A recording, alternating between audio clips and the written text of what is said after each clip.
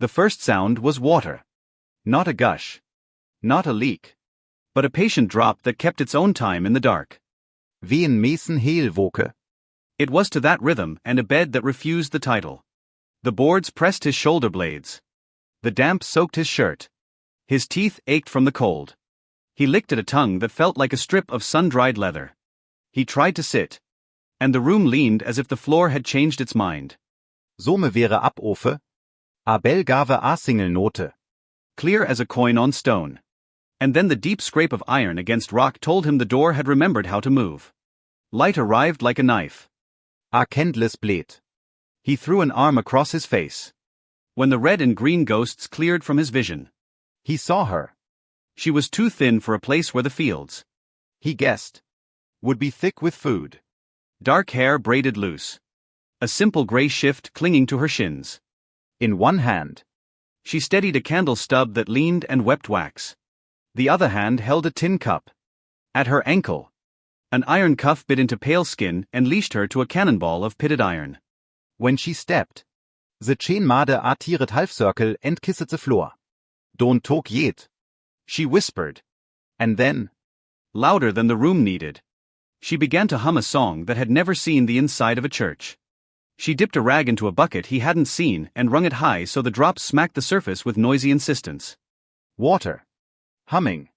Metal. A cover. Wen shackled. The candlelight was enough to show the calm in her eyes. Not kindness first. Calculation first. Then kindness. She tipped the cup to his lips. Drink. Mason. She said. He started. His name came back to him like a mouthful of cold. Mason Hale. The man who made rooms behave. He swallowed until the tin clicked empty. How long? He rasped. A month. She said. Give or take 5 prayers. And you are? Nora Keene. She said. They like to call me other things. But that one belongs to me. His gaze fell to the iron at her ankle. She followed it with a wry tilt of her mouth. Decoration. She said. Very fashionable in houses without mirrors. Who are they? Mason asked. And why am I on their guest list? The men here say the rock sees and the rock provides. Nora said. They say it so often you'd think the words keep the roof from collapsing. Outsiders call them the men of the rock. They keep to themselves. They prefer lanterns to wires and horses to engines. And they love a rule you can carve in stone. You sound like you've had time to develop opinions. I'm studying, she said. It's what we women do here. According to the pamphlet nobody printed. The bell in the hall rang again. Too quick taps this time. Nora raised her voice. Humming luder tan the narrow room kulthold. Her hands stayed steady, ringing and folding and laying the cool cloth on Mason's forehead. Walls have ears, she said quietly. And some of those ears are attached to men who think a whisper is an admission. Boots took the last of the stairs like a verdict. The slab door creaked farther. A man filled the doorway with shoulders he had sharpened on work and will. His face was a field cut by a plow. In one fist he held a lantern as if it might be persuaded to obey. And in the other he held a ledger of names nobody had volunteered to write. Die Kong Esra Bohne, Nora said without turning. He likes to be introduced to the heir first. Boone's gaze weighed Mason. Not with curiosity but with arithmetic. You will stand if you can, he said. The elder will speak. He needs help, Nora said. Unless you prefer him crawling for the effect. Boone considered. The lantern flame ticked. On your head be it, he said at last. Endlich your Mut behint. Nora slipped under Mason's arm. She was stronger than she looked not by accident but by practice. The iron ball rollet. Then skidded. She adjusted her step to keep it from catching. Together they climbed. Boone behind them with the light held high. A small sun that burned away excuses. The stair let them out into a hall that had been laid with flagstones by hands that kept secrets from their backs. Lamps hung at measures that would have pleased a surveyor. At the far end a desk grew from the floor. Thick and plain as if the building itself had decided to sit. Behind it waited a man whose beard was neat and whose eyes were the precise gray of a river stone. He rose when they entered. It wasn't politeness. It was a measure of how seriously he took this room. Elder Nathaniel Pike, Nora said. She stepped aside but stayed close enough that her shadow touched Mason's boots. Pike looked as though fury could not persuade him to raise his voice. He studied Mason the way a craftsman studies a tool advertised by someone else. You've had names, Pike said. Coulter, Reed, Doyle. We prefer to call a thing what it is. And what is that? Mason asked. A builder of leverage, Pike said. A man who has learned how to put a hand on the hinge of a system and feel where it gives. Years ago you came near us and were turned back. The rock did not mark your tread as harmless. Jure flattering me, Mason said. Most places forget the men who go sniffing around their barns. Pike smiled, Which on his face looked like a concession from the weather. We remember what can hurt us, he said. And what can teach us? Maybe you can start with why I'm here, Mason said. I didn't exactly book a room. The fields run fat, Pike said. The storage will keep us. But below us there is a machine older than this town and stubborn as a promise. We call it the organs of the rock. The season turns. The breath of the stone must be kept smooth. The last time we file it. We buried boys. Nora has a sense for this work. The men will not follow her into the deep unless there is a man to blame if they lose their nerve. Blame travels, Mason said. It rarely stops where you put it. Pike nodded. As if that were a verse he knew. Walk with her, he said. Tell me what the entwater want. Keep our breath clean. I give my word to her no if she brings us through this turn of season alive. The iron comes off and stays off. Die Kongbone hört it. He knows what my word costs me. Nora did not look at Mason. She looked at the cuff. She did not smile. She did not give the elder the grace of gratitude. Mason had learned to read rooms quicker than people. The room said this: Pike could be cruel if the ledger demanded it. But he preferred his cruelty honest. Boone believed in rules the way a drowning man believes in the surface. And Nora would do the work because it was correct.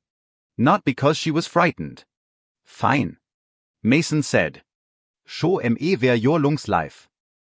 Boone led them to a lift of planks and pulleys and a clutch that would rather complain than slip. The air cooled as they descended. Light narrowed until it lived in pockets. The smell was not rot. It was old stone and clean water and the ghost of oxygen deciding if it was welcome. They stepped onto a path carved by sweat rather than money. The walls had been persuaded into shapes that were almost human. Throats. Bellies. Ribs. In places. The rock narrowed like a weist. In others it opened into chambers that hummed the way a wineglass hums when a finger circles its lip. Here, Nora said after listening. Not with her ear but with the skin along her forearm. She set her palm to a seam where mortar darker than the stone had been troweled in by a hand that believed in haste. If this pops, the pressure will do what pressure does. It will make us think we heard words we didn't hear. You call it a troat, Mason said. They call it the first gate, she said. Poetry where a wrench would do. They worked. Mason learned the map not from a sheet of paper but from the way the draft tugged hair at his temple and the way a trickle brightened when a wheel turned 1/4 and sulked when it turned 1/8. He learned the handles that needed coaxing and the ones that wanted to be told what to do. He learned the sound a seam makes when it would be happier in a different century. Nora showed him without pride. She moved like a woman who had taught herself the strength to hold her own weight and then had to pretend she was surprised every time it worked. She corrected him without apology. When his palm slipped, she wrapped it without looking pleased. When she slipped toward a pool that looked like water and wasn't, he caught her by the elbow and felt her surprise like a spark. It breates, he said after a time. Tat the part men remember. Not the work of the lungs. Only the breed. They like the word miracle, she said, tightening a flange. It excuses the lack of a plan. When you say it that way you'll make enemies, he said. You're assuming I haven't, she said. By the time they climbed back to the Hall of Lamps, Mason's throat burned from the mineral bite of the air and his wrists ached like old questions. Pike was waiting on the floor. Hi es back to the wall, a posture that made him look less like an elder and more like a man. Well? He asked. It will hold, Nora said. If the rains don't arrive in a fit and if the boys leave my wheels alone. Mason added. Your vents are grudging where they ought to be. The seam at the first gate needs patience, you haven't shown it. The closet behinse ist sters isnt a closet. It's a bellows. Open it at dawn and dusk. Pike listened without defense. We will, he said. Boone did not hide his doubt. And if it fails? He said. And the water goes foul and the air hammers the ears of men who need those ears. What then? Then you can come read me your book, Nora said. I'll write the apology you want and sign it with hands that did everything right. They put Mason in a room that owned a window and a bed that didn't hold grudges. He ate stew he would have called good if he had not been starving. Sleep gathered him up and laid him in a field he had not walked since he was 15. The summer he ran until he believed he could outrun hunger. He woke to a folded note pushed under his door. The hand was neat, angry, and young. They will do it. He found Nora in a kitchen where a woman with salt in her braid chopped onions the way a soldier tightens a strap. Who? He asked. The men who like courage best when they have a crowd. Nora said. What do they believe they're doing? Feeding the rock? The woman said. They won't say it that way. They call it cleansing. They call it returning what was taken. They will say they are saving us from the bad years by reminding the world we are worth sparing. Do they know it failed them before? Mason asked. They know the years we did nothing were cruel. Nora said. They forget the years we did the deed and still dug graves. Memory is a generous editor if you ask it properly. Mason went to Pike. He found him in a storage room sorting bolts by size. Which told him more about the man than any speech. Deacon Boone told you the men were talking. Mason said. He told you he had it handled. He doesn't. Pike's jaw stiffened. Then loosened. If I wäre a different kind of man. I would pretend my hands are tied by the very rules I helped write. He said. I would say we are a people and I am not a king. And I would let it happen and then tell myself I didn't approve. And are you that kind of man? Mason asked. I am today. Pike said. Only if we can tell a better story tomorrow. What do you need from me? A platform, Mason said. And 10 minutes where nobody talks but you. Pike stood up like a decision. You will have them. That noon. He climbed onto the same crate that men had stood on to count bushels and repented sins. The crowd was larger than any market day. Women came out with hands still dusted in flour. Boys leaned toward the kind of trouble that taught you whether your father would stand between you and a whip. Pike did not thunder. He spoke the way water talks when it chooses a path. Once, he said. We knew hunger so well we gave it a chair at our table. Once. In the panic that hunger brings. We decided blood could count as bread. We called the result holy because we wanted to sleep that night without hearing the wind count our dead. Today I am asking you to try something other than the old fear. We have learned the breath of this place. We have learned how to keep it smooth with work. If we must sacrifice, let it be sweet and stupbornness and checking your pride at the edge of a shaft. Boone stood at the edge of the crowd. Book against his chest like a shield. He did not speak. He did not need to. The men who loved simple stories began to press forward as if the space in front of them had betrayed them. That night the East Mill yard shone with lantern halos. Men came because they wanted to be seen by other men. Women came because they wanted to be counted. The dark pooled in the places where the yard kinked. And the old wheel creaked to remind everyone what long labor sounded like. Boone lifted his book. The calendar turns, he said. The rock has requirements. We have never survived by pretending our needs are kind. He gestured. 2 men stepped toward Nora. Pike stepped between them. Not with a shout, but with a statement. If you put your hands on her, he said, we will live with that choice together. I will step down. Every man who helps will step down from whatever he thinks he stands on. When our children ask us why we chose a body over a wrench, we will give them an answer that tastes like rust. The yard held its breath. It was listening for permission. Mason gave a small signal. Down in the belly of the stone house. A boy named Isaac who could read drawings like letters struck flint over a careful kindling. The organ of the rock took the cue. Sound rose invisible and arrived low in the chest. The note a big animal makes when it tells the herd to turn. You can make a man braver with a song. You can make him honest with a silence. You can make him unsure with the right note in the wrong bone. A dozen men took one step backward without deciding to. Nora stepped forward into the space they had left. Her chain clinked because it refused to let the moment be too clean. She did not raise her voice. This yard is full of people who would rather hurt a person than admit they were lazy with a valve. She said. You call it purifying because it lets you pretend you are not frightened. You're frightened of the years you can't control. So am I. But I know how to open a vent. I know how to bleed allein. I know what happens to a seam that wasn't given time enough to cure. If you kill me because I am convenient, you will still be frictenet tomorrow. And you will have to live with the kind of men you made. Bohne came 2 steps. The crowd holding him up from behind. Your mouth, he said softly, like a promise he owed himself, is mine, she said. And when I use it, I don't pretend the sound is a sermon.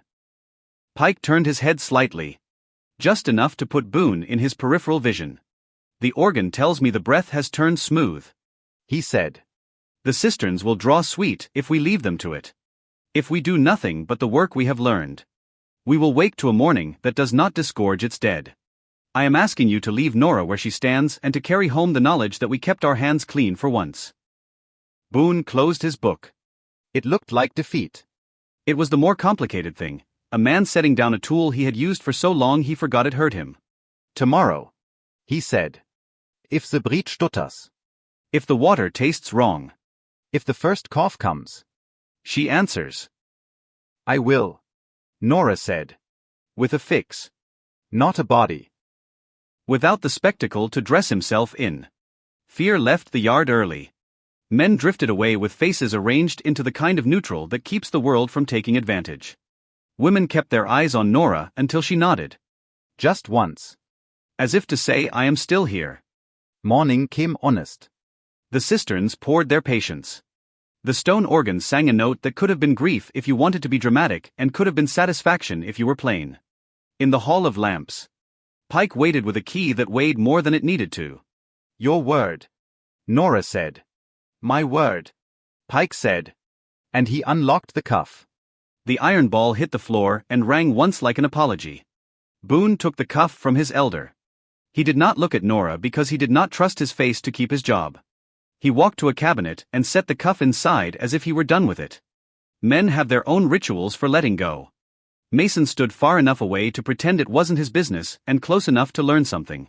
When he caught Nora's eye, he saw gratitude that refused to be sentimental. It was cleaner than that. It said, that worked because we did the right thing at the right angle. The town changed. But in the way oak trees change when you are young. A leaf at a time. The rules lost a word and gained a phrase. Women spoke under their breath and then above it. Boys told the story to each other in versions that made them sound brave. Work schedules went up in the stone house with vents marked and wheels numbered and arrows pointing in ways that would have offended a poet and saved a life. Mason walked the halls and thought about staying. He had always been good at leaving. He had turned moving on into a craft and then into a creed. Stopping felt like a risk he hadn't priced. But the quiet work of a day that did not need him had begun to feel like relief rather than exile. He stood at the edge of the property where the road had once curdled away from him and found that it ran straight if a man did not reach for it with a thief's intent. Boone found him there. The deacon did not bring his book. Men like me. Boone said without preface. Live by rules because we are afraid of what we will do if we have none. Rules are better than hunger. Mason said. They are worse than mercy. Boone replied. They stood with the distance between them measured by the same surveyor who had plotted the lamps. After a time, Boone said, if the air begins again to hammer. If the water turns. If ye run out of rules at midnight. Where do I send a word you'll hear?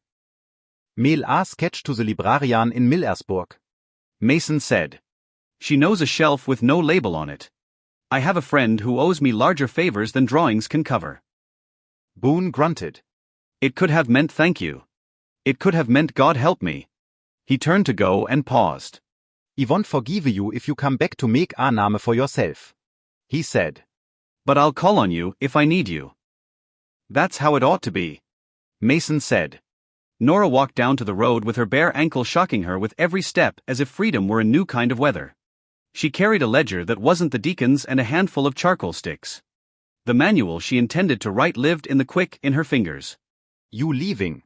She said. It didn't sound like accusation. I'm not Abi Ilda, Mason said. I'm a man who finds the seam and presses just so. If I stay, I'll be tempted to own the room. Owning a room is another way to ruin it. There are worse owners, she said. There always are, he said. You want a blessing? She asked, amused. I don't trust them, he said, grinning for the first time in days. Give me a job offer if you need me. I answer to those faster. I will, she said. I need a drawing for the first gate seam that even a tired farmer can understand. I have 3, he said. 2 are good. She laughed. It was a small sound in a big day. He realized he would carry it with him longer than men usually carry a laugh. He walked away when the sun stood just so.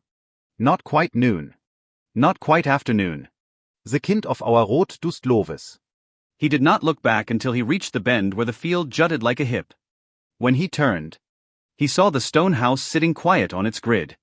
The lamps inside unlit because day is sometimes enough. If there is a prayer Mason Hale ever said without knowing it, it was this: let me leave a place better than the story I told about myself when I arrived. He said it now, under his breath. Which is where the useful prayers live. Then he put his hands in his pockets and let the road do as it pleased. The season turned without demanding anyone's body. The manual Nora wrote circled the town with smudged copies and then went on to other towns with other names but the same appetite for breath. Wien Rheins came hard. The boys opened the bellows closet morning and evening. And the stone hummed approval. Women studied. As promised. But the subject expanded. It is difficult to keep a mind in a box after you have unlocked a body. Years later. Wen men came selling virus and polis and the whom of a different kind of network. The town argued and then allowed itself to be convinced by the oldest tool in its kit, the ledger. Wires cost. Virus paid back. The wires went up. They did not put the organ out of work. The stone kept breathing whether a man had a radio or not. Mason kept moving. He learned that stopping a sacrifice once, in 1 yard, does not absolve a man of all his cowardice in the winters ahead. He learned to say no to rooms he could have owned. He learned that leaving could be a way to honor a place instead of a way to avoid what it asked of him.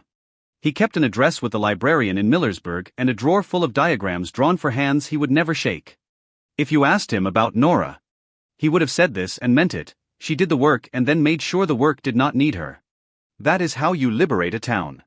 And if you asked Nora about Mason, she would have said with a smile she did not allow herself often: he showed us which lever to pull. And then he left us the lever. In the end the rock kept its breath and the people kept their word. And that is more than most towns manage in a season.